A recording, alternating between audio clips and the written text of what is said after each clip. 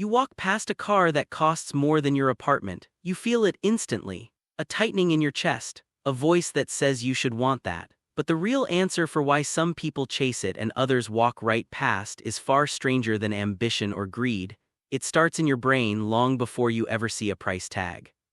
Scientists have spent decades studying what money actually does to the mind. Not what it buys, what it rewires, and the findings are uncomfortable. Wealth does not just change what a person can afford, it changes how that person sees the world, who they trust, and even how much pain they feel when someone else suffers. Sounds impossible? Keep watching. 2012, a psychologist named Paul Piff ran an experiment that should have been boring. Two strangers play Monopoly. One of them gets more money to start more turns, 2 dice instead of 1. A rigged game. Piff filmed what happened next. The players who started rich began to move their pieces louder, they talked more, they showed less concern when the poorer player struggled, and near the end several of them without prompting said they deserved to win. Not luck, deserve, that word matters. Because nothing about the game was fair, and yet their brains had already rewritten the story.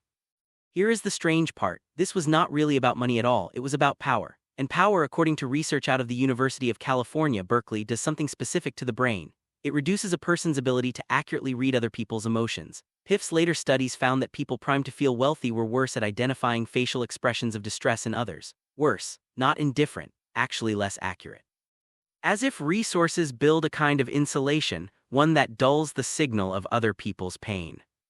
Why would evolution allow that? Think about your ancestors for a moment. For most of human history, resources were scarce and shared. A hunter who brought back meat depended on the group tomorrow when the hunt failed and someone else carried him. Interdependence was survival, but scarcity has a flip side. When resources are abundant and a person no longer depends on the group to survive, the brain quietly recalibrates. Empathy, which evolved partly as a social insurance policy, becomes less urgent. You do not need to read the room as carefully when the room cannot hurt you anymore. Now flip the picture completely. What does scarcity do to a mind that has too little, not too much? In 2013, an economist named Sendhil Mullainathan and a psychologist named Eldar Shafir published a body of research that reframed poverty entirely. They found that scarcity does not just limit what people have, it consumes mental bandwidth. Their studies measured the effective IQ of farmers before and after harvest, when income was tight versus when it was flush. The same farmers, tested weeks apart, scored significantly lower on cognitive tests during the lean months. Not because they were less intelligent, because worrying about money is expensive cognitively, and it taxes the exact mental resources needed for planning, patience, and long-term decisions. This is called the bandwidth tax, and it explains something people have judged for centuries and understood for almost none of them.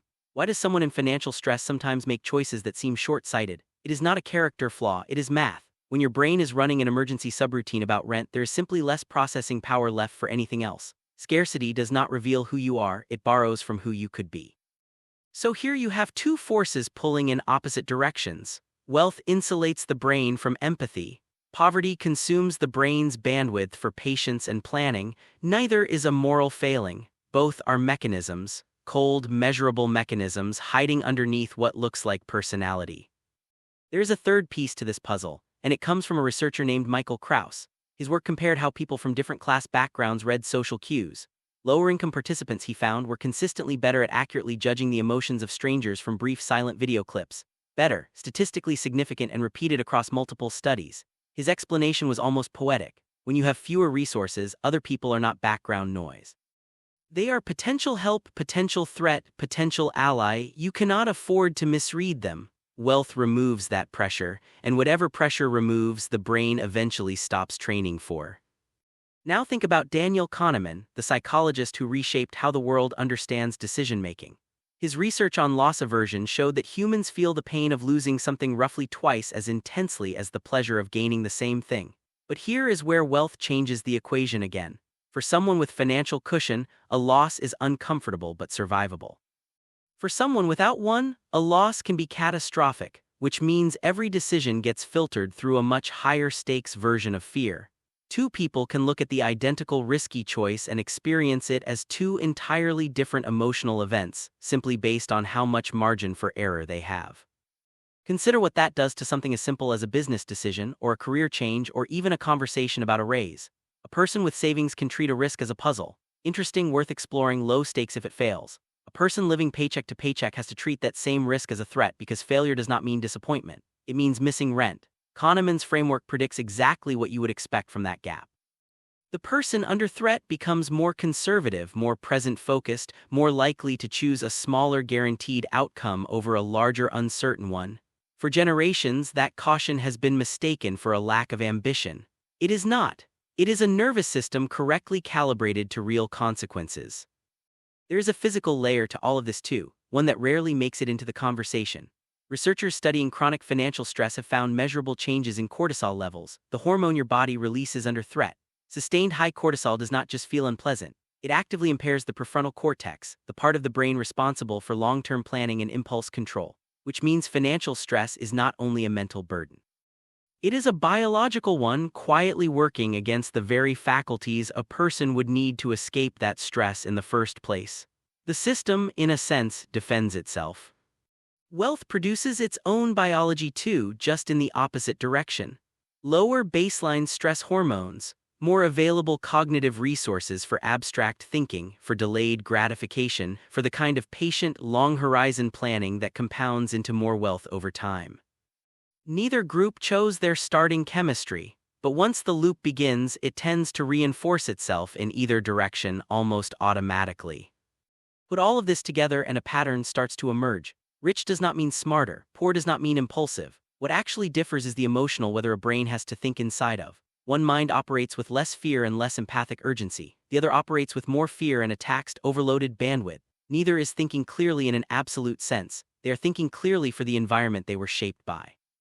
And this is where it gets personal, whether you have a fortune or an empty bank account, because these are not fixed traits. Piff's own experiments showed that briefly reminding wealthy participants of their interdependence of times they needed help from others reversed the empathy gap almost immediately. The insulation is not permanent. It is behavioral, not biological, which means the coldness sometimes associated with wealth is not who a person is. It is a switch, and switches can be flipped back.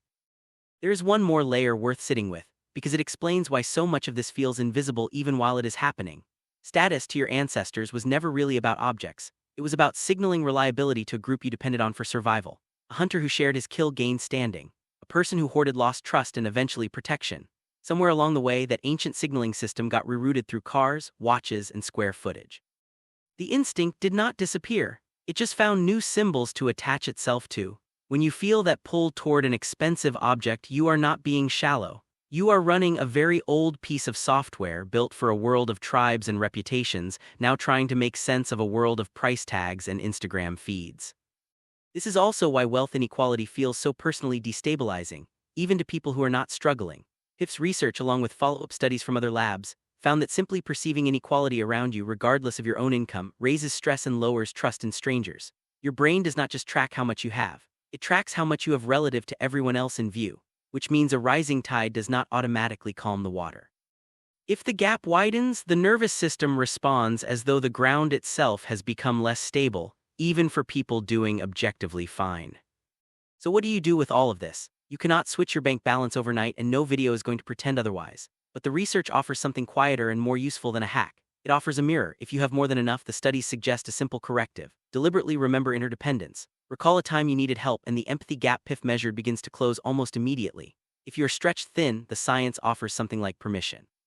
The short-sighted choice you made last month was not a character flaw. It was bandwidth borrowed by an emergency, the same way anyone's would be. The next time you feel that flash of resentment walking past an expensive car, or that flash of judgment watching someone make a decision you would not make, remember what the research actually says. You are not looking at a better mind or a worse one. You are looking at a mind shaped by how much cushion it has, how much bandwidth it has left, and how recently it was reminded that it needs other people. Your ancestors survived because they never forgot that last part. Maybe the real test of wealth was never how much a person could accumulate. Maybe it was whether they could remember, even after gaining everything, that they once needed everyone else just to stand where they are now. You walk past that same car tomorrow, but this time you do not feel small. You just wonder what kind of weather is happening inside the mind behind the wheel.